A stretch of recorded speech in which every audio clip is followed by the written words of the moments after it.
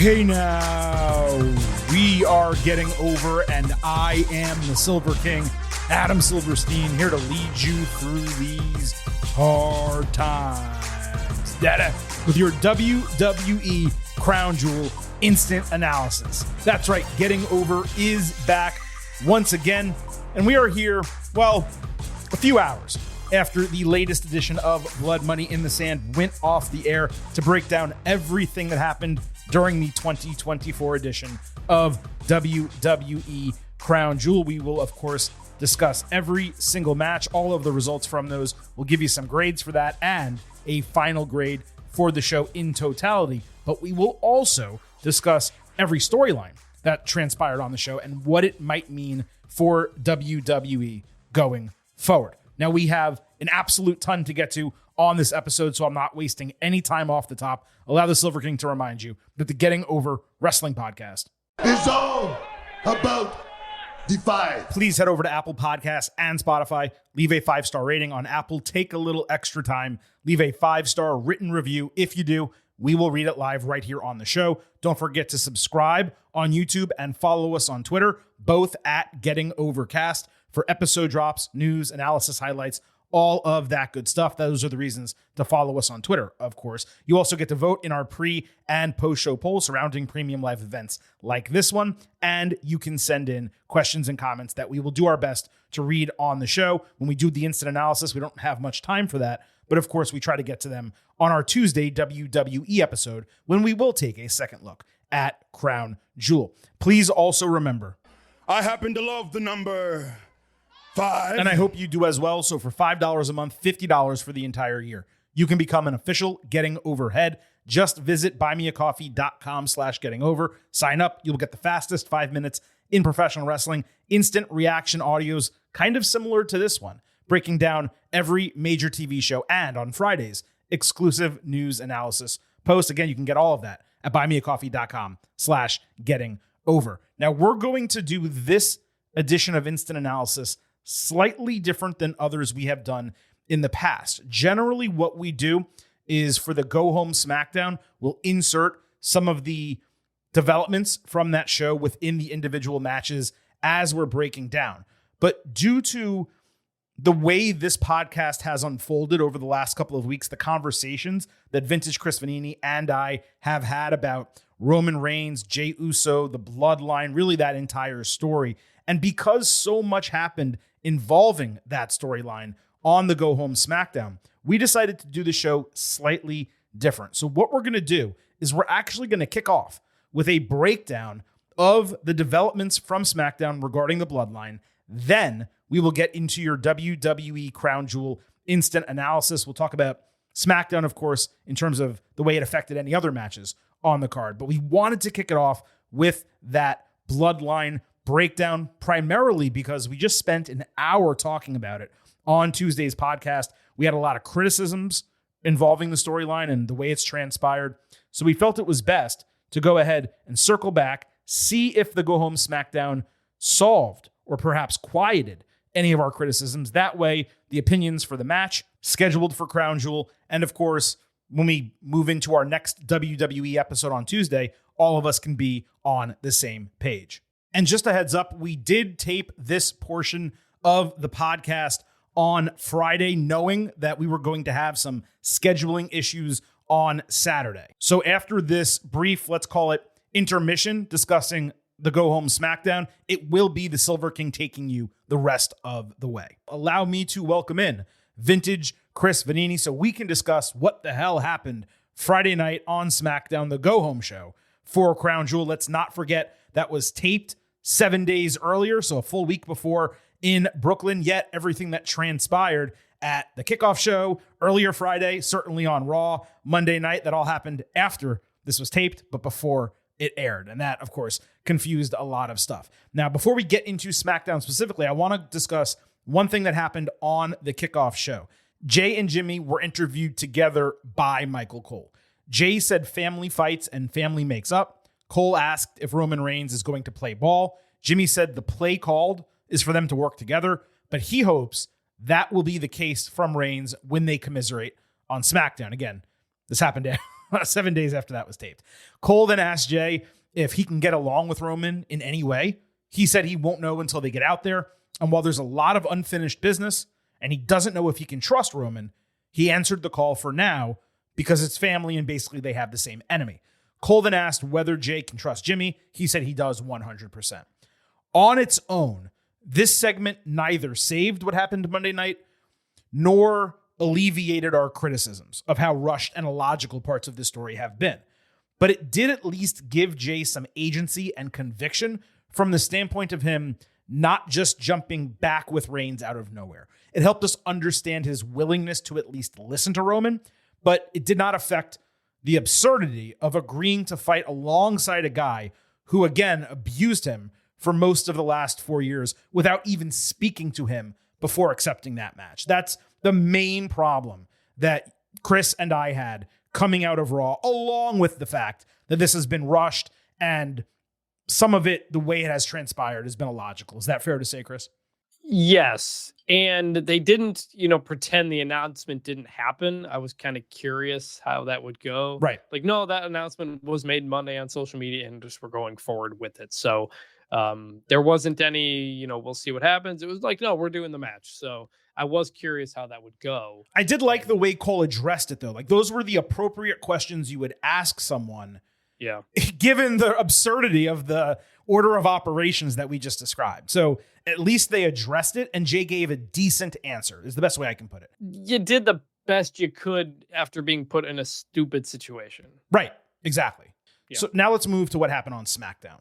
The Bloodline opened hour 2. I'll reiterate that Reigns' OTC theme, it sucks compared to the original. It is so much worse in pretty much every way. If they want to use it when he's coming out for a match, okay. But when he's making his normal entrance, they got to go back to the OG theme. It is so many times better. I liked the theme, but I like it as like the big match theme.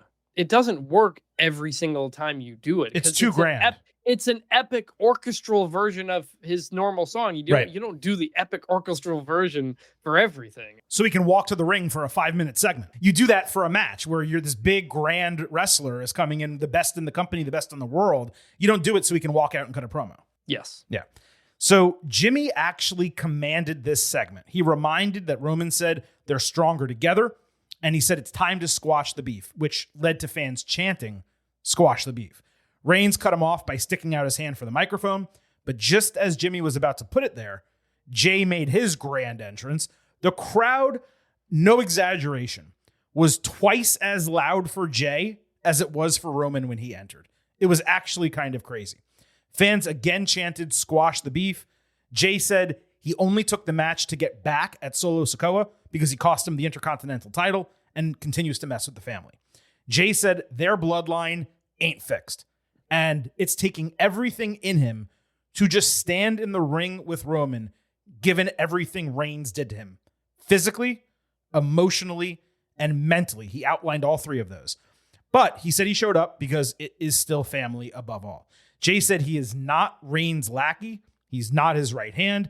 And he won't be told what to do because now they're all equals. He said if Roman even disrespects him once, he's out.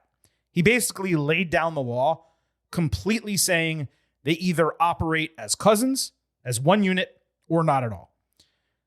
Silent and kind of contemplative the whole time, Reigns took the mic from Jimmy. He got OTC chants. He shook his head. And then he responded, "Yeet." Fans chanted, "Hug it out." They did not. Jimmy walked up. He stood on his own, raising the 1.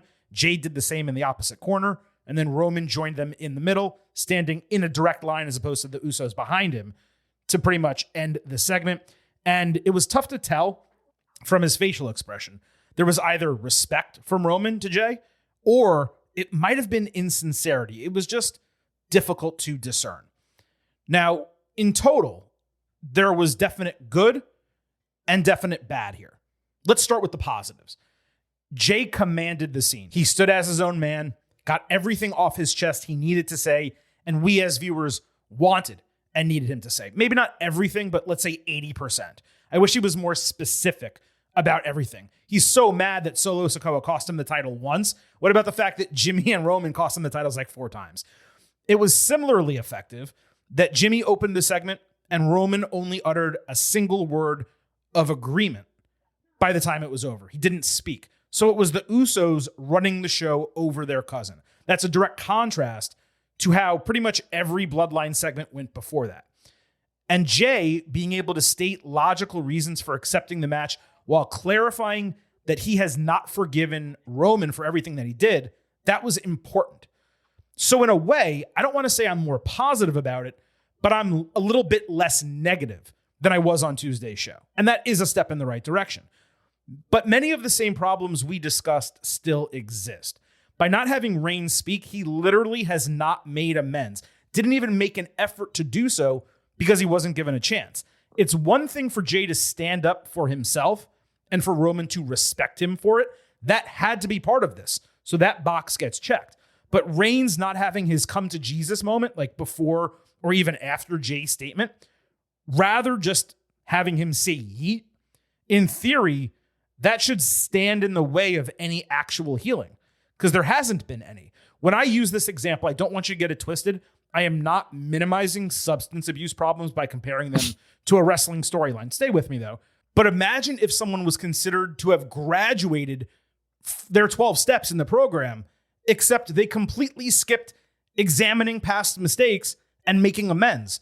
Those are two key steps and crucial parts of the program. You can't get to the 12th step without passing both of those. I think the 12th step is the awakening. Reigns needs to have his awakening. You can't get that without examining your mistakes and making amends, neither of which he has yet to do. And that's why we've said, Chris, I hope now that comparison makes sense, but that's why we've said this needed more time. It needed to get milked.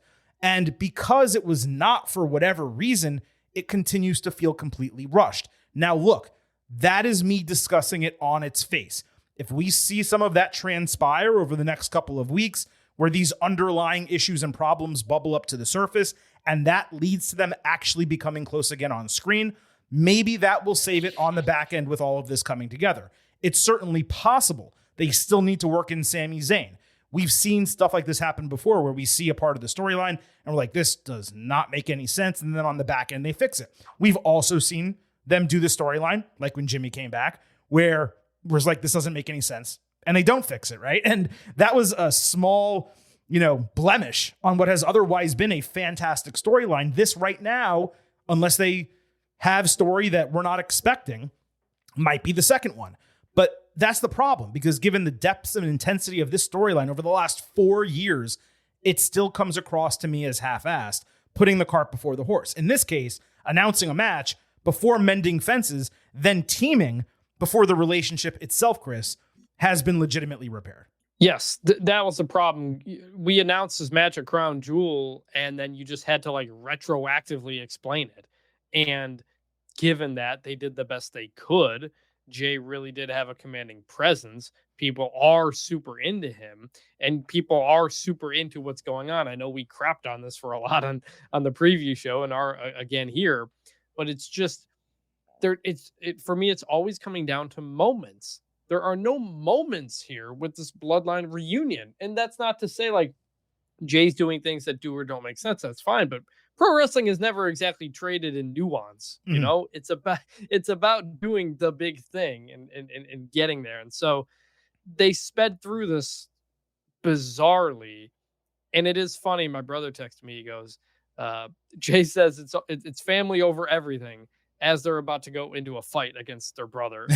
Doesn't fight him anyways. They're already fighting family in this whole storyline. Right. So and I didn't love, and it's not really anybody's fault, but when Jay was explaining all the things Roman did to him and listing these things off, he got in that yeet cadence again. Yeah. And the fans started chanting yeet. And I'm like, well, okay, now it feels like a gimmick that we're opening up with your feelings. Well, it was also, I'm sorry to interrupt you. It was also funny because he's like, you hurt me physically, yeet. Emotionally, yeet. It's like, these are negative things. You shouldn't be co-signing them. No, it should be no yeet, really. Honestly. The crowd really, I appreciate that the Brooklyn crowd was hot for this. It's always positive when the crowd is hot. But chanting, squash the beef, hug it out, and then yeet, it ruined the drama, because this was a dramatic moment, and Jay did do a great job. But the crowd actually heard it. that's why it's just weird. Again, like the crowd's into it. Like you can't be all negative when the crowd's into something. Like that's ultimately. Oh God, they were going crazy. I mean, they were going crazy. I just feel like when I look back on the Bloodlines reunion, like what am I pointing to? I was like, oh man, that was great. Like I will say they closed this very well. They closed it the best they could with the 3-1s and waiting for Roman. That's about all you can do. But I imagine they still want to get to a point where Jay and Roman hug it out and fully squash the beef and all that stuff. And the crowd's gonna go nuts. It's just not gonna feel the same to me at all when they will have already done a 6-man tag match together. Like they already reunited. That's just weird. It feels to me, and we mentioned this on Tuesday's WWE show, that they missed an opportunity for Jimmy and Roman. Instead of costing the Bloodline the tag team titles, they missed an opportunity for them to save Jay's Intercontinental title.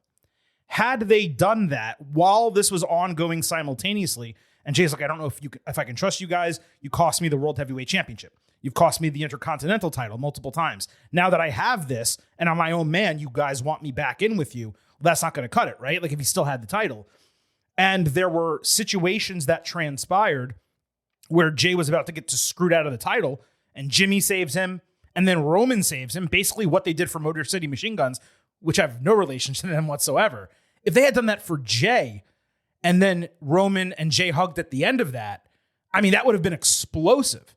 So I don't know if they should have taken the title off of him just for this.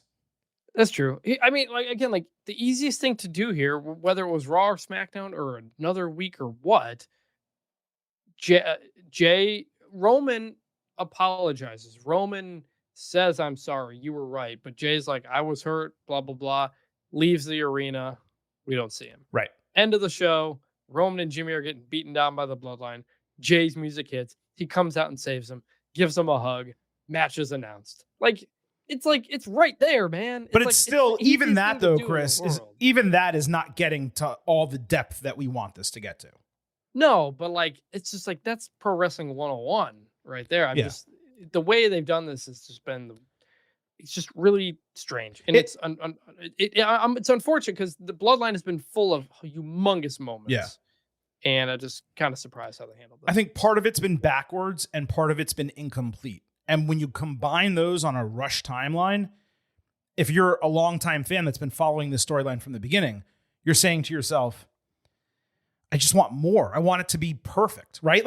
They have raised the bar so high with this Bloodline story where you expect perfection every single time. We got it when Sami Zayn, turned. We got it when Jey Uso turned. We got it when Sami and KO won the titles, when Cody Rhodes beat Roman Reigns for the title. Like all these individual memorable moments, to your point, they knocked out of the park. Maybe not grand slams, all of them, but at least 3-run home runs. And that's a high standard to live up to. Maybe they thought that Roman dropping Yeet, and I know you hate that as like the clincher, as the exclamation point, but because he said no Yeet for years and didn't want to acknowledge it, didn't want to acknowledge Jay's popularity or any of that, maybe they felt that moment, which, by the way, got a massive effing pop, okay? Maybe they felt that was the moment. And then, of course, holding the ones up on the back end was another moment too. And I don't disagree with that. That is certainly memorable when it comes to the storyline. We're not going to forget that this happened. But at the same time, it just feels like it was slightly cheapened because they rushed it, is probably the best way I can put it. Yeah, and I'll always want to know, when was this match decided to be put on the card? I can't imagine it was all that long ago. I can't imagine this was the plan the whole time. But we don't know. It's tough to say. So, it really Saudi is. Arabia show, you didn't have Roman and whoever on the card until the week of the show. I don't know. It is tough to say. I would love to have someone we can ask that question to, and I promise you folks, I have requested that person multiple times from WWE, and hopefully one day we get to speak to them right here on the Getting Over Wrestling podcast. That person being Mohammed bin Salman. Certainly not. Paul Triple H Levesque, to use WWE's framing of his name, the Chief Content Officer of WWE. I want to take this in a slightly different direction, just maybe a benefit of the doubt direction, right? That had me thinking, What if the booking for Crown Jewel was actually the old bloodline imploding in the ring, leading to the loss? Either Jay being unable to trust Roman for some reason, maybe Reigns disrespecting him, leading to Jay walking out and their side losing, because Jay did give that ultimatum in his speech. And it's possible Roman was being insincere if you read into his facial expressions that way. So maybe Reigns was still manipulating him a little bit here. This is going to blow up in their face, or something similar to that will happen. And if it does, I would find most of what happened to this point to be a lot more logical, because it would say, hey, Silver King, hey, Vintage, hey, WWE fans that said we didn't, fill in all these gaps. Guess what? You're right. And we did that on purpose. Maybe, but it wouldn't be the first time WWE just did a reunion and then faked it and then did a reunion later. That's happened. But usually not this way. Again, I guess we don't, as of this recording, we don't know what happened on Saturday. Right. No, but that's why we're kind of speculating, because, we would do this on the Ultimate and those Preview. Of you listening already know what happened. So right. We may sound stupid with me coming up with that, but I was just saying, if they do implode on the show, then it would make a lot more sense. This is my final statement on it. It would make a lot more sense. If they have imploded on Crown Jewel, I will say, well, what's the point of this? I mean, I maintain from what I said on the Ultimate Preview, it should have been a tag team match. Just Usos against two members of the new Bloodline, and then you do everything after the fact. But I'm sure Saudi Arabia wanted Roman on the show. I'm sure they did. There was one more segment on SmackDown we're going to talk about before we get to the Crown Jewel instant analysis. Sikoa, later in his normal position at the head of the table with the guys around him, said he can't believe this match is even happening. He said he's not the bad guy because all he did was find family that would love him, never hurt him, and never let him alone, unlike the old Bloodline. Solo reminded he was always there to help Roman, who was never there to help him. He demanded they respect his bloodline and acknowledge him. Short and sweet, but again, incredibly well executed by Solo. I have no idea what clicked inside this guy's head, but all stemming from that walk and talk promo a few weeks ago with Jacob Fatu. Sikoa has been completely on his game. I also love that these guys are the Temu bloodline, yet they actually look menacing. They wear suits like mafia members, while OG bloodline is out there still wearing sweats, looking like they just finished running at the YMCA or something like that. This particularly hit because Solo basically told no lies in what he was saying. And we always like logical heels who are not only right in their own minds, but reasonable when explaining their actions and convictions. So I thought Sikoa killed this. It was really good, and I was wondering where this was weeks ago. This should have been one of the first things he said to Roman and Jimmy and Jay and all that stuff. Instead, he was just saying, I'm the best now. You guys failed. I'm not failing. But that wasn't much of a character. This is a character. Totally. That was great. For sure. Vintage, appreciate your time. We are now going to take you in to our WWE Crown Jewel instant analysis, where, of course, we will break down every single match with results, grades, and takes of how these storylines will progress on Raw, SmackDown going forward through the end of the year. Don't forget, on the back end, we will have your WWE Crown Jewel final grade. That does include your takes from Twitter at Getting Overcast, how you voted in our pre and post-show polls. Now, briefly, before we get into the match-by-match breakdown, WWE did a Crown Jewel kickoff on Friday, but at least as far as I know, and it's possible I missed it being promoted on television, I didn't see any advertising for it, so it completely caught me off guard. This did have a better setup than usual. All the interviews and promos happened in a ring that had ropes around the three sides, but they did that because it was held at the WWE Experience deal that they have set up with, like a fake Hall of Fame almost is probably the best way to put it. Now, we obviously have criticisms about the Blood Money in the Sand shows and WWE working with Saudi Arabia, all the sports washing that comes with it. One thing that we always need to acknowledge, though, is the Saudi fans straight up love WWE. They were insane chanting for Jey Uso and Sami Zayn and Randy Orton during that kickoff. It's also worth noting the Blood Money belts will stay in Saudi Arabia at the WWE Experience on display for fans, so they will not be on WWE television outside of Crown Jewel and perhaps the Monday Night Raw, because that, of course, is airing from Saudi this coming Monday. Usually they do the SmackDown before, but this time they're doing the Raw after. Instead, the winners of the matches will walk away with rings that they can wear, the goal being for wrestlers to see how many they can collect, like Super Bowl rings. So I just wanted to give you that off the top. Other than that, it was a normal Crown Jewel setup. There was a lot of pyro. Everything looked good. It was, pretty typical from that aspect.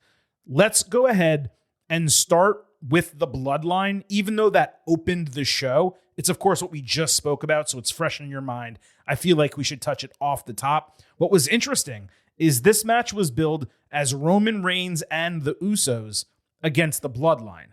Maybe they did that from the standpoint of the original trio not being fully back together. This somewhat surprisingly kicked off the show. Reigns entered with Jimmy to Roman's music, and then Jay came out on his own when they were already in the ring. Interesting that they did not do the Usos together and Reigns separate, or even all three of them separate. But the idea was for Jay to get his own moment, and that did play. The reaction to Jay was literally double that of Roman, and fans were screaming OTC for Reigns, and yet they went wild for Jay. Jay and Jimmy only tagged each other the first 4 sequences, with Roman bothered by that. It was always Jay on offense and Jimmy on defense. That's until Jacob Fatu crushed Jay with a pop-up Samoan drop and a senton. Tongaloa was the non-competitor, by the way. Reigns ultimately got hot tagged by desperation from Jay while singled out. He brawled with Solo, hitting a rock bottom and a counter Superman punch. Solo stopped the spear cold with a kick and hit Samoan Spike for an extremely late broken fall. Jacob took out Jimmy with his Impaler DDT. Jay looked to take out Fatu, only to instead get caught with a headbutt on a Tope Suicida. Tama Tonga got thrown into the referee by Reigns, who Superman punched Loa, only to eat a headbutt, an awesome spinning elbow, and a moonsault from Fatu. He suicided the Usos to take them out. Sikoa then picked up Reigns' mostly dead body, hitting 2 Samoan spikes to get the pretty clean win over his cousin. As Solo donned the Ula Fala, Roman rose to try to stop him, only for the Bloodline to immediately beat him and Jimmy down. Jay saved Reigns from a shield powerbomb into the announce table, but he got a chair wrapped around his head in the corner. Sami Zayn entered to a legitimately thunderous pop. They were chanting for him already before he came out. Solo seemed to indicate that they should work together. He put his arms out for a hug, and Zayn hesitated, but he actually went in for the hug. But when he did, he instead grabbed Solo for an exploder suplex, which was a really inventive way to do that because the hug and the move really fit perfectly. That led to the expected 4-on-4 brawl with the original Bloodline trapping Sikoa in the middle of the ring. Roman went for a spear while Sami simultaneously tried Haluva kick. He ultimately hit Reigns, and Jimmy yelled at him because Solo ducked out of the way. Jay got between Jimmy and Sami, and the final image was Roman hurt in the ring with Sami looking at him from the ramp. Obviously, there's a lot to break down here. Starting with this match, it was way better than expected, largely because the wrestling was more exciting and the crowd was so fully engaged that it kept the energy up. Some of these Bloodline matches drag just to extend the runtime, but the storytelling element of Jay not tagging Roman that played to their relationship, it kept the crowd interested. The problem is that it was not enough. The match needed a lot more drama.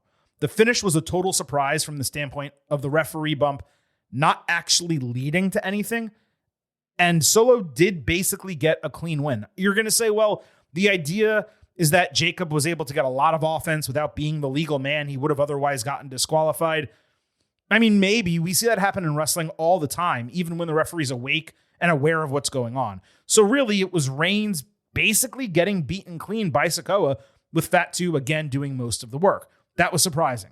And outside of the tag hesitation, there was no real animosity between Jay and Roman. No scenario, as we opined a few minutes ago, about Jay's ultimatum coming into play or their team being fractured and that affecting the outcome. They just got beat, and they got beat relatively clean.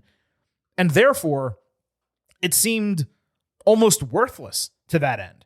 Now, look, it's possible that in the storyline, let's say this coming Friday on SmackDown, although they probably will touch it Monday as well, maybe Reigns blames Jay for not getting him in the match earlier. He says that's the reason for the loss. That could give Jay the opportunity to demand an apology and stuff. But nothing happened specifically on this show that makes me feel the amends are coming, especially because of what transpired in the post-match with Sami. That is now fully integrated into the storyline and seems to be the focus. The spear haluva kick spot, that was great. It continued to sow doubt about his alignment coming off of the moment on Raw. That was well done. The same with Sammy only coming out to save Jay and not the others. That was logical. Though I will say that decision moment was not as dramatic as it could have been because there was only 1 week of build to it. If it was a will he or won't he thing for multiple weeks, and then it looks like he's going to hug Solo, and in that time he had been getting pulled back and forth between Solo's bloodline and the original bloodline, and then ultimately he made that decision, it would have been a huge deal. But instead, it was only done inside of a week. That's again the storyline suffering because it's getting speed run for really no good reason. I'd have preferred Jay walking out during the match, or at least at the end, walking out while talking to Sammy, leaving Roman and Jimmy alone in the ring, showing that the sides are still split and those amends still need to be made. That would have been more impactful both visually and as a storyline for those sides still needing to come together. Not going to go too much deeper on this without Chris, especially because we already spent so much time on it. But while this was entertaining and effective, it still left something to be desired from a storytelling standpoint, as we have been laying out for weeks. The match grade, it was on the border between a B and a B minus. I'm at 3.25 stars and a B, which is fine for this. I think it's being overly criticized just because of the way the match finished and the way it started kind of slow. I'm used to that when it comes to the Bloodline. I knew what to expect coming in. I actually believe the crowd being as hot as it was impacted my enjoyment of it. Made me think perhaps it was a little bit better than the wrestling would have told us. But I mean, there were some really great sequences in this match, notwithstanding the slow parts, but the slow parts were really, to draw the drama into the fact that Reigns wasn't getting tagged into the match, which I think was effective. It just was not as effective as it would have been if they actually created animus between he and Jay, because they still need to make amends, or Reigns needs to make amends. He still needs that apology. And to this point, that just hasn't happened, and it remains immensely frustrating. I should also note, and you can check our Twitter for the image, the final shot of Reigns looking despondent was exactly the same as Cody Rhodes at WrestleMania 39 and WrestleMania 40 Night 1. I should also again shout out Sikoa, who was excellent throughout the entire post-match with his expressions and his visual storytelling. And that actually continued transpiring on the Crown Jewel post-show, where he had an excellent promo. I'm going to play it since it was really short. Also, the end of this did make me laugh. I felt happy because Roman got kicked in the face by his so-called family member, Sami Zayn. And Sami Zayn trying to trick the Bloodline, but obviously it didn't work. And another thing, why is it shocking? Why is it shocking that I beat Roman Reigns, huh? I was supposed to beat Roman Reigns. I came out on top. I'm the real OTC. I'm the real head of the table. This is my bloodline. This is my family. This is my show. Let's go. And another thing, who's the real tribal chief? Yeah! I love you, Solo! Jacob just screaming, I love you, Solo, every opportunity. It's just going to pop me probably forever. It's so freaking funny. All right, let's move to the two Blood Money Belt matches. Actually, we'll probably take a brief break between them, but let's at least get to the main event of the show. Cody Rhodes against Gunther in a champion versus champion match to determine the first ever Crown Jewel champion. On SmackDown, Randy Orton visited Cody in the locker room, saying he's not sure if there's going to be anything left of Kevin Owens for Rhodes to take out after Crown Jewel. Cody said he wasn't sure what he would do if that happens, which was kind of odd phrasing. Then Randy looked longingly at the WWE Championship and said he was sure Cody would think of something. Another tease toward Orton turning on Rhodes, which continues the trend of those dating back, I was going to say a couple weeks, but I think a couple months. We had Rhodes and Orton against Gunther and Ludwig Kaiser on SmackDown. Rhodes hit a Cody cutter on Kaiser. Orton prevented interference from Gunther with an RKO, and then Cody hit Crossroads on Kaiser for the win. Hype match from a crowd reaction standpoint. A good go-home bout. Nothing special in terms of storyline or character development within the match itself, but Cody getting the fall here, it made me assume in that moment that our predictions of Gunther winning at Crown Jewel were spot on. Owens attacked Orton after the bell. He laid in a couple chair shots. He stared at Rhodes, but didn't go after him as Gunther caught him from behind with the leg scissors sleeper hold, and a dozen officials tried to pry him off. And that's pretty much how SmackDown ended. And it was even more hype than the match itself because it was kind of unexpected coming in the literal final seconds of the program. Gunther looked like a beast taking down Rhodes so easily, and that actually had me rethinking my prediction moments later. That's how you know something hits, when it makes you reconsider long-held assumptions just like that. But this was really hyped to end SmackDown. It added way more heat to Cody Gunther, despite it still being contested over something relatively meaningless. Now getting to Crown Jewel. The crowd was obviously crazy for Cody as they started with extended mat wrestling. Gunther countered a bionic elbow with a huge chop. Rhodes then caught him with a disaster kick on the apron, but Gunther prevented a tope suicida with a chop. Cody came back with a superplex and Cody cutter. Gunther caught a disaster kick, countering into a Boston Crab. Cody came back himself with a crossroads. He was too tired to cover, coming off of a sleeper attempt. Gunther hit a shotgun dropkick and a powerbomb for a false finish. Cody then powered through some chops and hit a back suplex only to get decleated. Cody countered a lariat with crossroads for a false finish, so he indicated that he needed to hit one more. Gunther countered that with a snapmare. Cody ducked the chop. Gunther caught a top rope Cody cutter attempt into a sleeper hold, but Cody flipped backwards over him to trap Gunther for the surprise 1-2-3, just like Bret Hart over Rowdy Roddy Piper. Gunther shook his hand after the bell. He pointed a finger at him, saying something substantial, but we couldn't hear it. Cody was then presented the title by Paul Levesque, along with 4 Saudis, which is notable because none of them other than Paul came out for the women's match. Levesque whispered something significant to Rhodes as well before he posed with 2 straps. The women's winner did come out after, only for a full-on celebration at the end with both of them. So I guess perhaps that's why it was done that way. This was an excellent champion versus champion match with an unexpected clean finish. I will tell you that when I heard Cody speak during the pre-show interview, it became obvious he was going to be the one walking out on top. I would have changed my prediction if I had the opportunity. He said on that show that he had to win, otherwise it would put the World Heavyweight Championship above the WWE title in pecking order, and that was something he could not allow to happen. And that was a point I'd never considered going into this match, which was a huge miss by yours truly, because that was something I've always talked about, comparing the WWE Championship previously to the Universal Championship. There have been so many times on this podcast in its history, on prior podcasts that I've been on in their history, where I said the WWE Champion almost always needs to be more prominent than the Universal Champion. That's the one that, if you're ever going to merge the title, you merge Universal into WWE, of course, and not the other way around. It's the one with the history. It's the one with the legacy. And if you're going into this first ever match and you have Cody as the WWE Champion, this guy that is literally leading your company, then yeah, you can figure out ways for Gunther to get the win. But ultimately, the right decision for history's sake is for Cody to win the match. And I guess that shows they've done a really good job building the World Heavyweight Championship, because it's not even something I considered. If this was WWE against Universal, I probably would have made that point. In terms of the match, it is tough to find any real faults with it. It was basically perfect. There was a great story throughout of Gunther overtly trying to use the sleeper multiple times, only for it to cost him in the end, because he didn't just go like with his general offense, which is what he would do in most cases. His strategy basically was faulty. And I'll tell you, if he goes away from that move now, that would be an excellent long-term mini arc dating back to SummerSlam.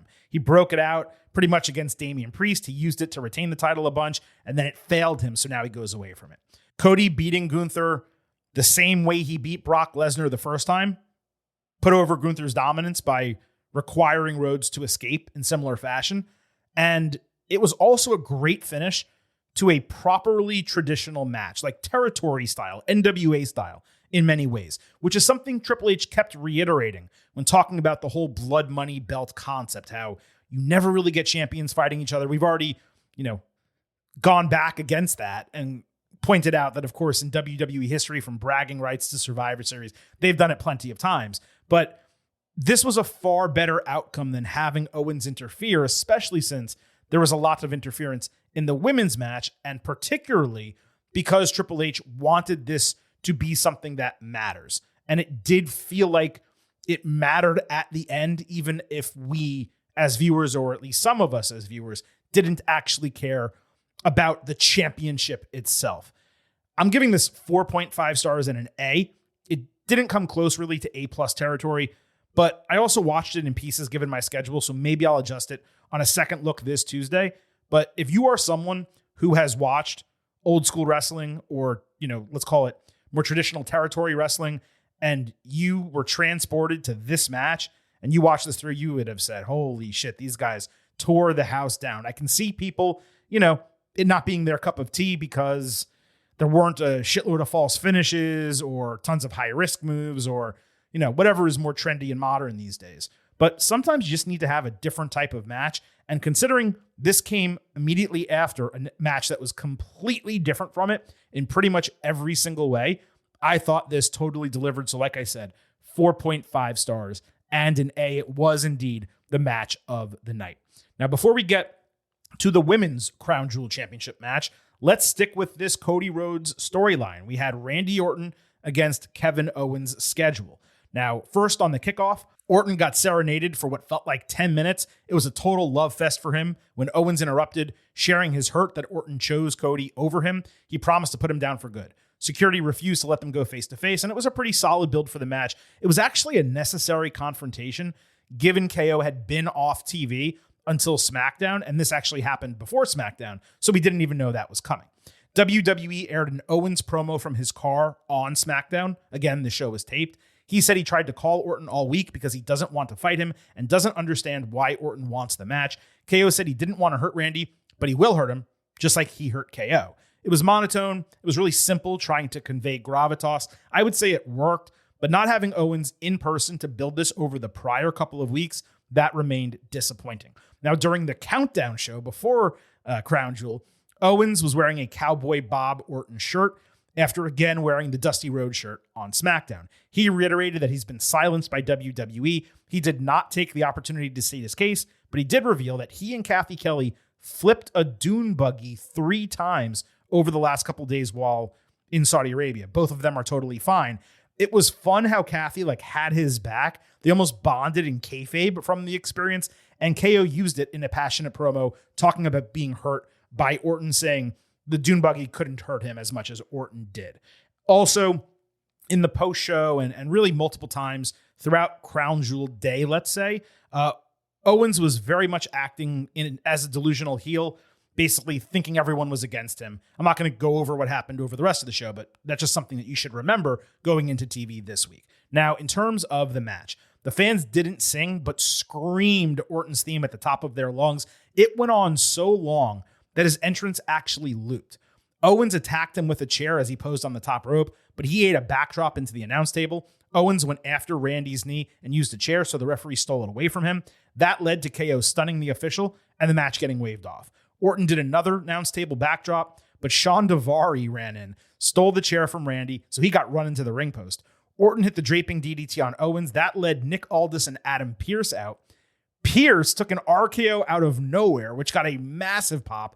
Aldis got out of dodge. Now in the crowd, Owens blasted Orton 3 times with the lid of a road case. And then he jumped off a metal barricade in the crowd for a huge elbow drop on Orton through the table. KO was okay. He moved. Orton did not. And that's pretty much how this ended. Not getting the match was whatever, because as we discussed, Owens has still not been allowed to articulate himself and actually tell his story completely, at least from his point of view. Given KO's attack of Orton in the loading dock and the vitriol shared between both guys over the last couple of weeks, going with this chaotic extended brawl segment, it was actually a way better move than doing a match. I could see the Pierce RKO kicking off a real Raw versus SmackDown rivalry before Survivor Series. Maybe if Aldis doesn't punish Orton and Pierce gets pissed off because of that, maybe they're even going to captain their own teams. That could get interesting. This also leaves open the question of what the booking will be for Survivor Series and going forward. These two head-to-head, a triple threat with Cody, something else entirely. We probably need to get Owens, Orton unsanctioned or Falls Count Anywhere or something like that first. Despite not actually being a match, it was probably the best conceptualized segment on Crown Jewel, at least to the point it aired, and it probably went off better because it was not a match, in fact. Both guys knocked it out of the park. Everyone played their roles perfectly. There's no grade because it wasn't a match, but if it was, it would have been 4.5, just because that is how well this was, put together. Let's move to the women's Blood Money belt match, Nia Jax against Liv Morgan. Jax opened SmackDown talking about her dominance and wanting the new championship. Morgan bragged about retiring Becky Lynch and beating Jax last time they fought, saying she wants the strap too. Tiffany Stratton interrupted, saying she would cash in and take Liv's title. Nia was happy about that, but Tiffy turned it on her, saying she could take her out as well. Stratton said they're both pissing her off, and she'll take one of their 2 titles, and maybe she'll go after Morgan's if Dominic Mysterio comes with her, because she wants some dirty in her life. Sucio. In a much later backstage segment, Tiffy told Nia she was just trying to outsmart Liv and didn't mean she was going for Jax's title. Stratton was actually fine here. The tease of tension with Jax was necessary because to this point, Tiffy has really looked like a total pushover. That's not the end of the world because she's a rookie, but coupling that with her losing matches constantly, it would have put her in a bad light if she didn't show some gumption here. It also seemed like they were maybe testing the waters of a Tiffy babyface role. The opening was better than expected, added some intrigue to the match. Dom's facial expressions were on point. He was super funny. This led to a Liv against Tiffy non-title match that transpired after Stratton delivered a forearm to end the prior segment. Stratton avoided Oblivion and hit a double stomp. Jax distracted the referee through the briefcase in the ring, but Morgan rolled her up for the 1-2-3 with the briefcase in clear view of the ref. They brawled after this with Jax pummeling Judgment Day. She killed them with the briefcase. She hit Annihilator to end it. I thought this was dog shit. Just to be frank, I know it was just a device to continue the segment, but the match literally started during commercial. It lasted only a couple of minutes and had Tiffy get beaten via roll-up by the champion, which was a completely worthless finish. And then Jax made Judgment Day look just as shitty as Rhea Ripley normally does, beating them up 3-on-1, even with a weapon. I thought it was terrible booking, particularly for Rodriguez, who has returned only to look completely worthless every single time she's been given an opportunity. It's not her fault. It's the booking. Now, in terms of the Crown Jewel match, no one joined them ringside to start. This was slow early. Liv countered Nia into her tornado DDT. Jax caught her back with a pop-up Samoan drop. There was another great spot where Liv tried to stomp Nia's back in the corner, but she held onto the ropes, caught her on her shoulders, and climbed to the top for an avalanche Samoan drop. Surprisingly, this got zero reaction. Morgan came back with a sunset flip powerbomb off the ropes, leading Stratton to run down with the Money in the Bank briefcase. She went to cash it in, only for Nia to confront her. Tiffy protested, saying she was planning to cash it in specifically on Liv. Jax sent her off, and Morgan was supposed to hit a crucifix bomb, but instead it landed as a Samoan drop. So Tiffy came back to ringside with the briefcase. Nia countered Oblivion into Uranagi, but as Tiffy went to cash in a second time, Raquel ran up, stopped her on the apron. Rodriguez then snapped Nia over the middle rope. Liv hit Codebreaker for a false finish. Ringside, Jax ran Liv and Raquel into Tiffy, squashing Morgan with a leg drop. She went for Annihilator, but Dominic threw the briefcase in the ring. Rodriguez kicked Jax off the ropes, and Liv caught her with Oblivion to become the Crown Jewel champion. She immediately got emotional, like legitimately cried in the ring after the bell. The crowd reacted to the major spots. They were not hype at all for the match, largely because there was not a clear babyface between anyone there other than Tiffy, who now appears to be moving closer to that role from her tweener status. That prevented this from being received as well as it probably should have been. But I'll tell you, this match was put together extremely well after a slow first few minutes. I saw a shitload of criticism for this, and no, it was not the best match on the card. You could even make an argument it was the worst match on the card. But I don't think it was as bad as people are actually saying. The Stratton interference was unique, having her come down and then come back. The way Rodriguez helped Morgan win finally allowed Judgment Day to look strong, outsmarting someone. Outside of the Samoan drop that should have been a crucifix bomb and kind of a botched sunset flip powerbomb as well, the wrestling was okay. And I can already tell you, like I said, this is going to be underrated by others and panned from a rating standpoint. The substantial interference did put a ceiling on the grade, but I enjoyed it. I'm going to go 3 stars B-. You have Liv now being able to brag about this while moving into a story without Ripley. That's needed. Jax's relationship with Stratton is now further strained. You have the Naomi feud happening simultaneously. I'm really here for it. Now, there was a whole ring ceremony after the show at the WWE Experience Place. Liv got really emotional again. Funny enough, Cody's ring was way too small for his finger. He jammed it on there, and all I could think about was like, is he ever going to be able to get this shit off? The rings were said to be nearly 1.8 carats each, and they apparently get to keep them. I enjoy the ring concept far more than the belts, but with those staying overseas, at least we don't have to see them on TV for another year. And maybe dumb people will stop calling them championships and counting them as championships. I know that's what WWE is calling the belt, but it's not an active title. that's going to be defended in the company. It's very similar to like the Owen Hart titles in AEW. Are they championship straps? Yes. Are they titles that are being defended? No. They don't count toward the list of championships that the company has.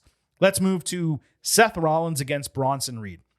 Rollins ran up the ramp to attack Reed during his entrance. Bronson ultimately threw him over the barricade into a steel chair and then into the steel steps before the bell rang. Reed hit a tsunami early but tried for a second. He missed that. Rollins hit a quick stomp for a 2 count. Rollins countered a powerbomb into a DDT and hit a frog splash for an easy kickout. Reed came back with a spinning Liger Bomb, Death Valley Driver, and a superplex. Rollins yelled, "You should have finished me when you had the chance," referring to the first tsunami. So Reed chopped him down, but Seth rolled away. So he had a running senton, and then Seth rolled away again, this time outside. Rollins took out Reed's knee as he tried to illegally use the steel steps. He fell on them, and then Rollins followed with a stomp into the steel, another stomp as Reed tried to get back inside the ring, and a third flying from the top rope, super stomp style alliteration, wow, for the Rollins win. Reed ultimately got back to his feet with Rollins outside. Seth sold his shock that Bronson was even standing by saying, "What is wrong with you?" That played well to keep Reed looking strong despite, taking the L. Would have been a massive victory for Bronson if it was booked that way. But with Seth now healthy after injury and WrestleMania season approaching, rebuilding him back into a main eventer, either the world champion or the challenger for that title, that needed to get started. This was Rollins' first PLE win, by the way, in 11 months. So no, Seth always wins. That's bullshit, and it should not be uttered just because he got the dub here. Hence why he was my prediction and why he was also booked to win the match, because he hasn't been winning. And talk about protection. It took 3 stomps, including the steel steps and an avalanche super version, just to beat Reed. Yet he still got up moments after the bell rang. This was extremely strong bell to bell. Great work by both guys. There was nothing about it that spoke to me, though. It just came off like a great commercial-free Raw main event. Well wrestled, the appropriate story, solid work from both guys. This was borderline for me. I'm at 3.75 stars B+. I'll decide on rewatch whether to go slightly higher, but I think I'm going to stick with that grade. I could see this getting rematched and even becoming a 3-match series, mostly because I'm not sure what else Rollins can do until Punk and Gunther runs its course. They did announce a fatal 4-way #1 contendership for the World Heavyweight Championship on Raw. It's going to be Rollins, Sheamus, Damian Priest, and Dominic Mysterio. My first thought when I saw that was, that doesn't make any sense because Dom beat Damian, but it actually does make sense. Here's why. Dom beating Damian was not for a #1 contendership. It was to prove to Pierce that he just belongs somewhere in the conversation. That's why that match happened. So now he's getting an opportunity in that conversation.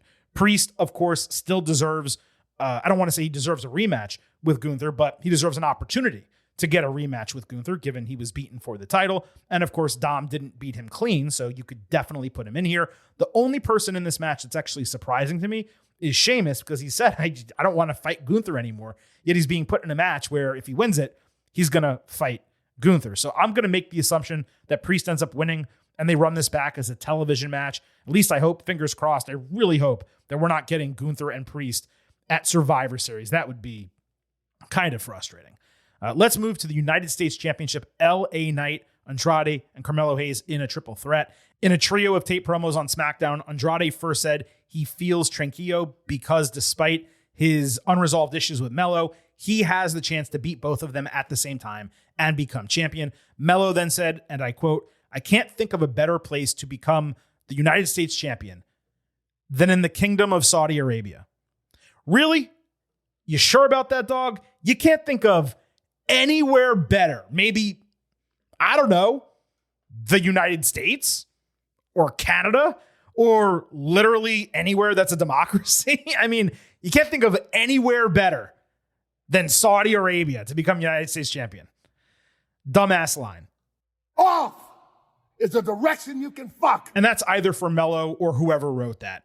Whoever bears responsibility for that, that is who gets the rock audio drop right there. He also told Andrade that he'd want ketchup with his fries. Knight closed saying they got what's coming to them. The production of this was way better than the actual words spoken. It was cool visually, but it just didn't matter at all. This was the penultimate match on the show. It was hot immediately at the bell. Andrade hit the inverted Spanish fly on Melo again, then did a moonsault outside on Knight after seemingly wanting to do it to Melo inside. Melo immediately came back with a huge tope. Knight avoided nothing but net. Melo did a handstand to prevent a BFT. Melo pushed Knight off a BFT attempt into an Andrade back elbow before hitting first 48 on Andrade and slamming him on Knight for a double cover. That was an awesome sequence. Melo took a Canadian Destroyer before Andrade hit the double jump moonsault on Knight. Next, they reversed an avalanche Spanish fly. Knight capitalized with a leaping double elbow drop. Knight box jumped the top rope, kind of missed again, but eventually got up there. He German suplexed Andrade and prevented an attempted superplex simultaneously. Melo capitalized with nothing but net on Knight for a 2.9 broken fall. Melo then rotated Andrade into an attempted facebuster on a counter, but Knight caught them in the middle of the move. And as Melo did the facebuster on Andrade, Knight hit Melo with a BFT to retain his title in like 9 minutes. This shit was nonstop action from the opening bell. It completely over-delivered, more so than any other match on the card compared to expectation going in. It was easily the match of the day at the time it ended, and it ended up being the second best match on the entire card. And while Knight retaining was expected, it was also the right decision as we discussed on the Ultimate Preview. Now that said, if Melo or Andrade had won, that would have been exciting because there's no other real monumental moments that transpired on the show other than what happened with the Bloodline. Also, Knight easily could have won the strap back. They could have done a hot potato thing. That would have been fine for a month. It would have worked. It would have gotten all the guys over. But if you want to keep it with Knight, that's okay. I went 4 stars, A-. And remember, that's a grade for a match I didn't even want in the first place, given how it seemed the Andrade and Melo feud ended with a thud because of Knight's interference. I'm going to rewatch this. I could actually see myself going up a quarter point just because it was so crazy good and relatively flawless outside of that one box jump from Knight. I saw some people tweeting at me, Silver King, why didn't you want to see this match? The reason why I didn't care for the match is because of what Knight did on SmackDown 2 weeks ago and the way it interrupted and negated Game 7 between Andrade and Melo. Now, if they run that back on this coming SmackDown or at some point soon, that'll be great. I'll feel a lot better about it. It doesn't change how much I hated the booking of that match on SmackDown. But in terms of them wrestling all together, they did great. A little frustrated that it only went 9 minutes. I understand why. They wanted to do something completely different from everything else on the show. It was a total sprint, nonstop action. Not total nonstop action, but nonstop action. And all 3 guys look great, completely delivered. Again, if you added 5 more minutes and a couple false finishes, you're talking about it's like a superior match. But I don't know if they would have had the same energy and been able to do as much in that time. They may have done the exact same match, but taken more time between moves and just dragged out some sequences. So for a 9-minute sprint, getting 4 stars A-, I mean, it's extremely rare to get a grade better than that for a match that short. It was great. I cannot wait to watch it once we finish this instant analysis. I'm going to do it tonight before I go to sleep for the second look on Tuesday's WWE podcast. Let's move to the Women's Tag Team Championship. Bianca Belair and Jade Cargill against Damage Control, Chelsea Green and Piper Niven, and Metaphor in a fatal 4-way match. Before we get to that, let's talk about what happened on SmackDown. We had Belair, Io Sky, Niven, and Lash Legend in a singles 4-way. The champions got a nice walk and talk promo before the match. There was some really, really good action here. Legend and Niven got Belair on their shoulders with Io hitting a springboard missile dropkick, taking all 3 down. Bianca came back to powerbomb Piper off the ropes with Io simultaneously eating an avalanche Samoan drop. Great impactful spot there. Legend caught Bianca with the lash extension. Green saved the fall, and all the teammates brawled ringside with Cargill booting the soul out of Jakara Jackson's body. Niven hit Legend with a Uranagi and a senton, then hit another on Io and a Michinoku driver on Belair, all in succession. Lash prevented the basement crossbody with a boot, so Jade got in her face but got pulled out of the ring. That allowed Bianca to catch Lash with Kiss of Death. Io broke it up with a moonsault pin. She got Legend for the win. What really hit was Belair struggling to lift Legend in the KOD. It might have been, too much cake to do that move. Might have just been her overall size, but that extra effort from Bianca really put Lash over. I thought this match was freaking fantastic. They got tons of time. All 4 of them looked incredible. It built the tag team match. I have no notes whatsoever. Did not expect it to bang this hard for a go-home show. I went 4 stars, A-. And you know what? If there was less interference, a couple more false finishes, I think I would have gone higher. This was really, really great. And I'll tell you what, a little spoiler alert, it was actually better than the 4-way tag team match at Crown Jewel. This was second on the card, the 4-way tag team match. Despite the absurd bodysuits, the ladies all look great. They had matching gear. It stood out. Kairi Sane speared the shit out of Jakara. Lash and Jade then went toe-to-toe before Piper crossbodied both of them from the top rope. Big meaty man slapping meat. That's what I want. Chelsea teased the top rope moonsault, but moved down to the middle rope, then to the apron, and she only did a splash, which was hysterical. She's great. Kairi caught both with a flying insane elbow ringside before Io hit her moonsault into them. Jakara then jumped off Lash's shoulders into the group. Green took Jaded for a broken fall. Belair ate a back fist and German suplex bridge from Sky, but her head was like underneath her body. So Damage Control did the pop-up insane elbow. After that, Kairi got deadlifted onto Lash's shoulders by her torso. Then they did a toss powerbomb with Jakara. It was maybe the spot of the entire match. Piper hit Michinoku driver on Legend before Chelsea hit a code breaker on Jakara, plus a senton from Piper. It appeared as if Niven had set up Cargill for a Vader bomb, but Jade slammed Chelsea and put her underneath, so she ate it from her partner instead. Jade then got Piper on her shoulders, with Bianca hitting a doomsday device to retain the title. I know I already dropped big meaty men slapping me, but we're going to have to do that again. Big meaty man slapping meat. That's what I want. There were some fantastic spots in this match. I'd actually say, I know this is going to sound weird, there might have been too many, because they were focused on hitting each moment. The match came across like over-rehearsed and clunky, going from part to part with everyone getting their stuff in.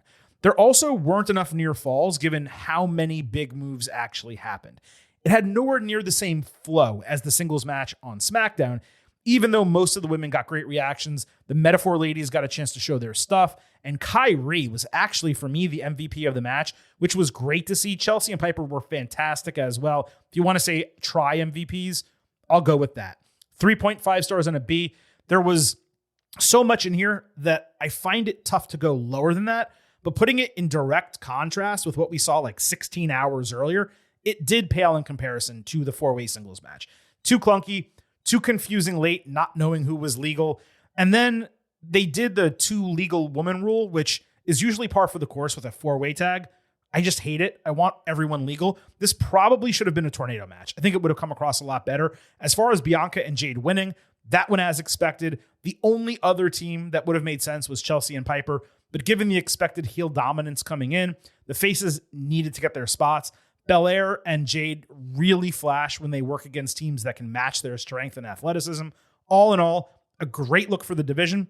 Hopefully, WWE continues the momentum coming out of this with what they do on Raw and SmackDown this week. Just because you did a great match and you got 4 teams featured doesn't mean you can now take your foot off the gas. So that wraps up the complete breakdown of WWE Crown Jewel match by match. Let's, of course, move into our grades segment. We will kick it off with a reminder of where we stood in the pre-show. What did we think WWE Crown Jewel was going to be like by the time it was over? On our ultimate preview, Vintage and the Silver King, we both gave B+ expectation grades. I forgot our specific numbers, but I do remember we aligned on the grade. In terms of all of you, our Getting Overheads, who got the chance to vote on Twitter at Getting Overcast, your votes came in 18% A, 65% B, 12% C, 5% D to F. And look, I understand people immediately saying D or F because it is a Blood Money in the Sand show, but based on the card quality, that grade was ridiculous. Anyway, that averages out to an 86 out of 100, so a flat B, slightly lower than we were, which is kind of the opposite last time we talked about one of these shows, where the Silver King went in slightly lower than all of you did. Now, in terms of the post-show grade, normally Vintage Chris Vanini gets the opportunity to go first. Of course, he is not here. You will get his grade for the show Tuesday on our WWE episode, which will also include a Crown Jewel second look. But in terms of your grades, we had 16% A+ to A, 48% A- to B+, 24% B to B-, and 12% C+ or lower. That averages out to an 88.1, a B+, so slightly higher than you all were going into the show. 2 points really higher than you were going into the show, and a full letter grade, or I should say a partial letter grade, higher than you were. So 86 to 88, B to B+. I didn't actually think about my grade much before I started breaking all of this down in terms of the final show grade. So let me just go ahead and do it for you live as I'm trying to conjure up what happened on the program. The Bloodline story completely delivered from a storyline standpoint. A lot of things happened, but it certainly didn't hit all of the notes that I wanted it to. The match itself was not that special. Cody Rhodes and Gunther totally delivered pretty much in every single way. It was the match of the night. In A, maybe if it was a little bit better or something was on the line, if there were stakes, it would have been an A+. The segment between Orton and Owens was fantastic. No question about that. Jackson Morgan disappointed in ring. It certainly didn't live up to my decent, mediocre expectations, but it also wasn't bad like others are saying. Rollins and Reed was basically a Raw match. The triple threat for the U.S. title definitely exceeded expectations, and the women's tag team match was totally fine. There was nothing wrong with it whatsoever. So I wouldn't say that this was anywhere in the range of an A show. There was not enough greatness on there. There were no title changes, nothing overly exciting or memorable. I don't know that you're going to go back and watch this show outside of, if you want to take a second watch of the U.S. triple threat. Maybe Cody and Gunther is a match you come back to at different points in your life, but hardly anything memorable. I actually think all of you were spot on with your B+ grade, but I'm going to go slightly lower. I know it's only picking nits, but an 87 out of 100. It was a totally watchable show. It was absolutely entertaining, but was it great? No, it wasn't. It wasn't anywhere near the best WWE Premium Live events of the year. And unfortunately, that's been a little bit of a trend over the last few months. Let's hope that Survivor Series War Games rectify some of that. It does seem like they're building some pretty big matches for that show. Maybe we'll give you a first look at a projected card this Tuesday on our next WWE episode. But don't forget, when it comes to the remainder of the year for WWE special events, we're going to have Survivor Series War Games late in the month, end of November. Then you're going to have NXT Deadline. We think it has not yet been announced, which is pretty interesting. That's going to transpire at some point in early December, the first half of December, at least it should. And then you're going to have WWE Saturday Night's Main Event, which is basically going to be a mini PLE. It's going to air live on NBC, but also stream on Peacock. And that will be the final event of the year before the Royal Rumble, which will not take place until the first week of February in 2025. So there's a lot still for WWE to get through between now and then. And there's a lot for us still to discuss this coming Tuesday on our next WWE episode. Rhea Ripley injured and out indefinitely. Bill Goldberg announcing that he's going to have a retirement match with WWE in 2025. 3 superstars released on Friday. Vince McMahon starting a new entertainment company. That's just the news. There's a ton of stuff still that happened on SmackDown. We will take a second look from WWE Crown Jewel.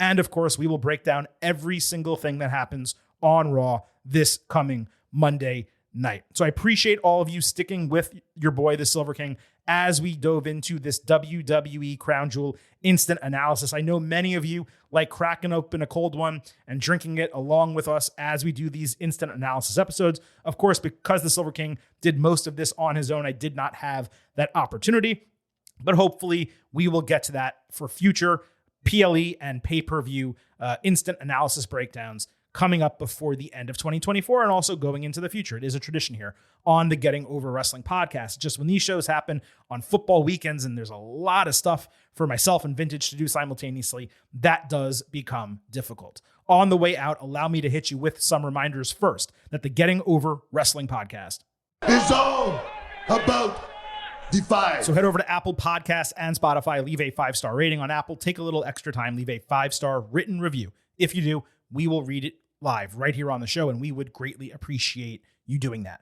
Don't forget to subscribe to us on YouTube at Getting Overcast and follow us on Twitter at Getting Overcast for episode drops, news analysis highlights, all of that good stuff. It is where you get to vote for these pre and post show polls that we just mentioned here on the PLE and pay-per-view instant analysis episodes. And if you have questions for the show, comments about anything I talked about today, or your thoughts for Crown Jewel, send them in, Jerome's. We will most likely include them this coming Tuesday on our WWE episode. I can't promise we'll include all of them, but we'll get to as many as we possibly can that fit within our discussion. Please also remember, I happen to love the number 5. and I hope you do as well, because for $5 a month or $50 for the entire year, you can become an official Getting Overhead. Just visit buymeacoffee.com/gettingover. Sign up. You will get the fastest 5 minutes in professional wrestling, instant reaction audio to every major TV show, and exclusive news analysis posts on Fridays. Again, that is buymeacoffee.com/gettingover.